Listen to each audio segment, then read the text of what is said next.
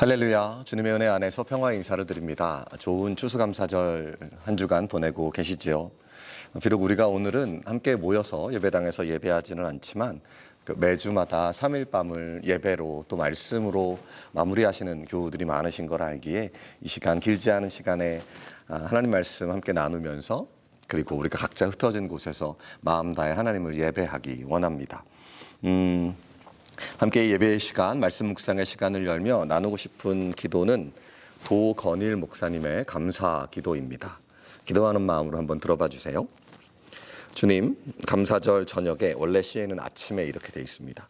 주님, 감사절 저녁에 자연을 생각하며 감사드립니다. 어머니 같은 대지와 아버지 같은 하늘, 가뭄과 수해, 병충해의 위험 속에서도 오곡백과를 가득히 안겨주시니 감사합니다. 주님, 건강을 주시니 감사드립니다. 떠오르는 태양과 사랑하는 사람을 볼 수 있고 시원한 공기를 호흡하며 찬송을 부를 수 있고 주어진 일을 땀 흘려 감당할 수 있는 온몸의 건강을 감사합니다. 주님, 병과 실패도 감사드립니다. 아프기에 의지할 수 있었던 주님의 능력, 실패했기에 깨달을 수 있었던 삶의 지혜, 곤고하기에 도움을 입었던 이웃의 사랑, 역경도 은혜임을 깨닫고 감사합니다. 아멘. 주님, 좋은 이웃을 인하여 감사드립니다. 부모님의 사랑과 스승의 고마움, 자녀의 사랑스러움과 제자의 자랑스러움, 의지하고 협력하는 형제와 교우들, 모든 이웃의 고마움을 느끼며 감사합니다. 주님, 구속의 은혜와 구원받은 삶을 감사드립니다. 지난날의 잘못을 용서하시고 새 삶을 주시며 하나님의 일을 할 수 있는 보람찬 오늘과 새 하늘과 새 땅에 대한 빛나는 희망을 주신 구주 예수님께 감사와 영광을 드립니다. 예수님의 이름으로 기도합니다. 아멘. 오늘 3일 밤에 우리가 함께 읽는 하나님의 말씀은 시편 95편입니다. 1절부터 11절까지 제가 읽어드리도록 하겠습니다. 오라, 우리가 여호와께 노래하며 우리의 구원의 반석을 향하여 즐거이 외치자. 우리가 감사함으로 그 앞에 나아가며 시를 지어 즐거이 그를 노래하자. 여호와는 크신 하나님이시요 모든 신들보다 크신 왕이시기 때문이로다. 땅의 깊은 곳이 그의 손안에 있으며 산들의 높은 곳도 그의 것이로다. 바다도 그의 것이라 그가 만드셨고 육지도 그의 손이 지으셨도다. 오라, 우리가 굽혀 경배하며 우리를 지으신 여호와 앞에 무릎을 꿇자. 그는 우리의 하나님이시요 우리는 그가 기르시는 백성이며 그의 손이 돌보시는 양이기 때문이라. 너희가 오늘 그의 음성을 듣거든 너희는 무리바에서와 같이 또 광야의 마사에서 지냈던 날과 같이 너의 마음을 완악하게 하지 말지어다. 그때 너희 조상들이 내가 행한 일을 보고서도 나를 시험하고 조사하였도다. 내가 40년 동안 그 세대로 말미암아 근심하여 이르기를 그들은 마음이 미혹된 백성이라 내 길을 알지 못한다 하였도다. 그러므로 내가 노하여 맹세하기를 그들은 내 안식에 들어오지 못하리라 하였도다. 오늘 밤에 우리에게 주시는 하나님의 말씀입니다. 말씀 주시는 하나님께 감사를 드립니다. 오늘 우리는 시편 95편의 말씀을 읽었습니다. 첫 단어가 오라 이렇게 시작합니다. 그리고 6절에 가면 다시 한번 우리에게 오라라고 말씀하십니다. 저는 이 부르심이 참 좋습니다. 도대체 시인은 아니면 이 시를 듣고 있는 하나님의 백성들은 어디에 가 있길래 하나님께서 두 번이나 그것도 가장 첫 말씀으로 오라라고 말씀하실까요? 글쎄요, 탕자처럼 아버지의 뜻을 떠나 먼 타국에 가 있는 사람들일까요? 아니면 내 인생에 무엇을 할지 몰라 인력시장을 해가 지도록 배회하고 있는 안타까운 사람들일까요? 하나님의 말씀은 그들을 향하여 아버지의 집으로 돌아오라고, 늦게 왔지만 넉넉히 우리의 품삯을 쳐주시는 그 은혜의 포도원으로 돌아오라고 우리에게 말씀하여 주십니다. 글쎄요, 여러분들은 어디 지금 계십니까? 물론 감사절 예배 드리시고 그리고 집에서 살아오시든지 그렇게 하셨겠지요. 하지만 육체적인 장소가 아니라 우리의 마음이 지금 어디에 살고 있습니까? 주일에 읽은 레위기의 말씀으로는 초막에 살자라고 하나님이 초막으로 오라 초대하셨습니다. 그리고 그 초막은 언제나 우리와 동행하시며 우리의 영원한 성전이 되어주신 예수 그리스도 안에서 살아가는 삶임을 말씀드렸습니다. 지난 3일 동안 어디에 계셨습니까? 우리의 마음이 세상의 지배 아래, 세상 속에서 그저 하나님 믿고 살아오시지는 않으셨는지요? 그렇다면 오늘 이 말씀을 들으시기 바랍니다. 오라. 그렇게 부르셔서 우리로 하여금 하나님을 즐겁게 노래하며 살자라고 성경은 초대하고 있습니다. 하나님께 부름받아 온 바로 그곳, 성전이며 교회이며 성도의 자리에는 크신 하나님을 향한 즐거운 노래가 있습니다.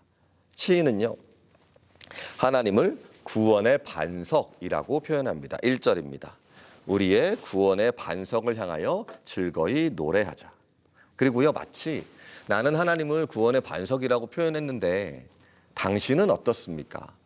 당신의 표현은 무엇입니까? 묻는 것도 같습니다. 한 번 더 표현해 보라고. 왜냐하면 2절에 이렇게 말씀하시거든요.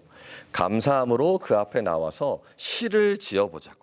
시를 지어 즐거이 노래하자고. 당신의 시는 무엇이냐고 말합니다. 시인 정호승은 시인 예수라는 노래로도 만들어진 그 아름다운 시에서 이렇게 말합니다. 예수님 그는 모든 사람을 시인이게 하는 시인. 사랑하면, 정말 사랑하면 그 사랑하는 마음을 우리의 언어로 다 표현할 수 없습니다. 언어이지만 언어로 다 담아낼 수 없는 어떤 것을 노래하는 일, 그 자체가 시를 쓰는 일일 것입니다. 때로는 우리의 마음을 표현하기 위해 말을 높게도 하고 길게도 해서 노래를 만들기도 하고요. 때로는 그 마음으로 춤을 춰보기도 하지만 하나님을 정말 사랑한다면 나만의 고백이 생겨나는 것이지요. 유치해도 좋습니다. 멋지지 않아도 괜찮습니다. 하지만 우리는 지금 우리의 하나님을 어떻게 고백하고 있는가? 우리만의 노래로 어떠한 찬양을 하나님께 올려드리고 있는가? 시인은 우리에게 물어보는 듯합니다. 저도 궁금합니다. 여러분에게 하나님은 어떠한 존재이십니까? 감사함으로 그 앞에 나아가며 시를 지어 즐거이 노래하자라고 성경이 말씀하시는데 여러분은 오늘 어떤 시를 지어 보십니까? 다시 한번요. 대단하지 않아도 됩니다. 왜냐하면 이 시인 또한 자기가 눈에 보는 것이 그것을 통하여 하나님을 발견한다고 말하고 있습니다. 1절에서는 광야 또 이스라엘 그 지역에서 큰 반석을 보며 하나님께서 반석 같은 분이다 말하고 있고요. 그리고 7절에 보면 그는 우리를 기르시는 목자다. 그 목축업을 하는 양을 기르는 그 사회 속에서 그는 우리의 목자 같은 분이시다라고 고백하는 것이지요. 자기의 삶 속에서, 자기의 삶터에서 자기의 언어로 하나님을 고백하고 있습니다. 그는 우리를 기르시는 목자시요 우리는 그분의 양이다. 그러니 그분의 음성을 들어야 한다. 오늘 밤에 이 함께 시를 지어 하나님을 노래하자라고 우리를 초대해 주시는 말씀 앞에서 그 생각 한번 해봅니다. 조금 유치할지 모르지만 저는 종종 하나님께서 GPS 같은 분이심을 생각해 보게 됩니다. 물론 하나님은 그보다 훨씬 더 위대하시고 크신 분이시죠. 그런데 시인이 반석과 목자에게서 하나님을 발견했듯이 저는 운전하는 가운데 그 GPS 음성 속에서 하나님의 인도하심을 종종 생각해 봅니다. 사실은 이 GPS란 말은 이제 오늘부터 시카고에서 제가 캠퍼스타운에서 목회할 때 10년 동안 함께 했던 청년들 집회가 열리거든요. 2030 컨퍼런스라고 우리 이대성 목사님도 이제 거기 참석 중에 있는데요. 이제 그때 한참 전에 그 해 어떤 해의 주제였습니다. GPS. 그때는 제 기억으로는 God's perspective, 하나님의 관점. 그래서 God G perspectives에서 GPS 이렇게 광고를 했던 적이 있는 것 같은데 그때 그 기억 때문에 그런지 모르지만 저는 GPS를 볼 때마다 하나님이 이렇게 우리를 인도하시는구나 라는 묵상을 해보게 됩니다. 조금 유치하지만 말입니다. GPS는 길을 잘못 들면 끝까지 이 길이 아니라고 돌아오라고 말합니다.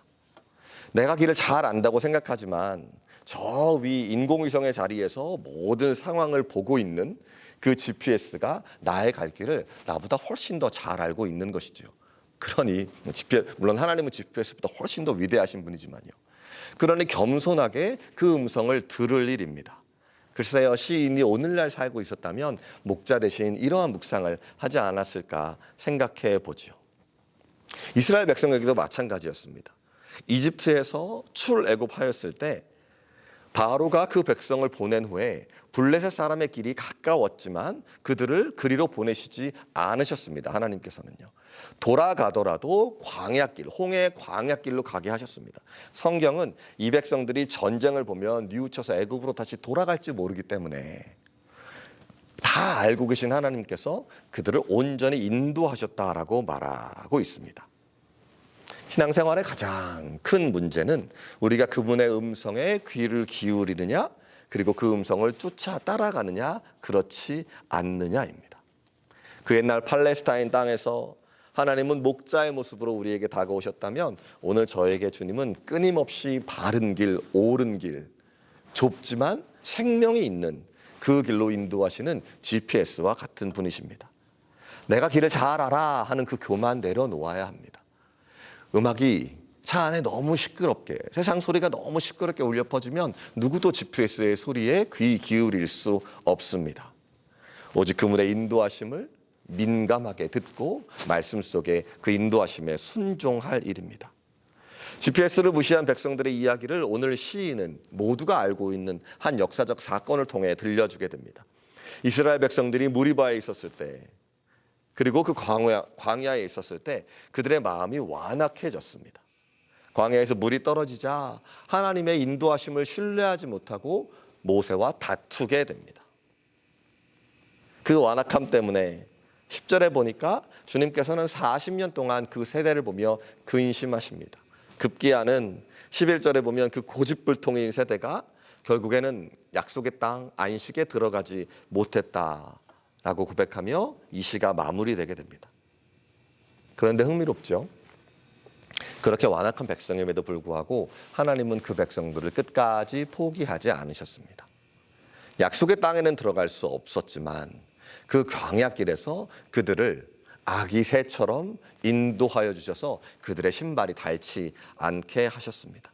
구제불능인 GPS의 그 목자의 음성에 귀를 그렇게 안 기울이는 것 같은 백성들이었지만 주님께서는 끝까지 그들을 버리시지 않으셨습니다. 그래서 이렇게 말씀하시는 겁니다. 오라고. 그 길로 가지 말고 세상 그 큰 길을 따르지 말고 초막으로 십자가의 길로, 구원의 길로 주님께 모든 것을 맡기고 순종하여 얻어지는 참된 행복의 세계로 오라고. 오라, 우리가 여호와께 노래하며 반석되신 그분을 즐거이 외치자. 시편의 말씀이 우리를 초대하여 주십니다. 하나님이 불러주실 때 오랄 때 오시기 바랍니다. 하나님이 우리를 불러주심이 감사하고 그분의 말씀에 순종하여 살아가는 그 길에 참된 목자와 동행하는 즐거운 노래와 행복한 삶이 있을 줄 믿습니다. 안녕히 주무십시오. 제가 기도할게요. 거룩하신 주님, 지금도 우리를 오라 불러주십니다. 세상의 소리에 빼앗겼던 우리의 청력을 다시금 주님의 세밀한 음성 가운데 귀 기울이게 하시고 민감하게 또한 순종하는 마음으로 주께서 오라 하실 때 그 믿음의 자리, 그 진리의 길로 들어서게 하여 주시옵소서. 우리의 완악함을 주 앞에 내려놓습니다.